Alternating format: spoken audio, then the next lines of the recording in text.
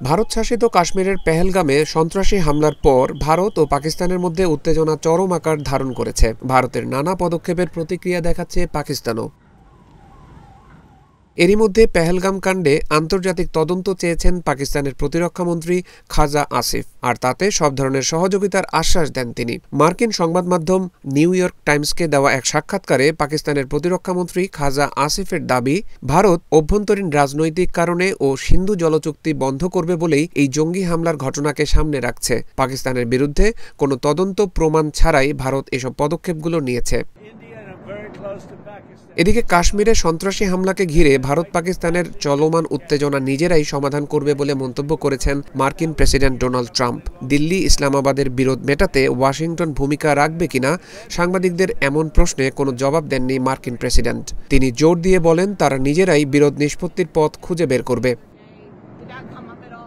এর আগে কাশ্মীরে হামলায় ২৬ জন নিহতের পর ভারতের প্রধানমন্ত্রীর সঙ্গে ফোনালাপ করেন ট্রাম্প।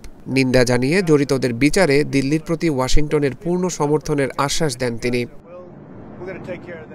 এদিকে স্থানীয় সময় বৃহস্পতিবার এক সংবাদ সম্মেলনে মার্কিন পররাষ্ট্র দপ্তরের মুখপাত্র ট্যামি ব্রুস বলেন, কাশ্মীরের পেহেলগামে বন্দুক হামলায় ২৬ জনের প্রাণহানির ঘটনার পর ভারত পাকিস্তান সীমান্ত উত্তেজনা পর্যবেক্ষণ করছে আমেরিকা। মার্কিন প্রেসিডেন্ট ডোনাল্ড ট্রাম্প এবং পররাষ্ট্রমন্ত্রী মার্কো রুবিও স্পষ্টভাবে জানিয়েছেন যে যুক্তরাষ্ট্র ভারতের পাশে রয়েছে।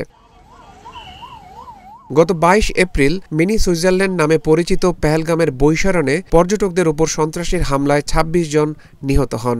এ হামলার পর ভারত ও পাকিস্তানের মধ্যে তুমুল উত্তেজনা চলছে। যে কোনো সময় এই দেশ দুটি সংঘাতে জড়িয়ে পড়তে পারে বলে আশঙ্কা করছেন বিশ্লেষকরা।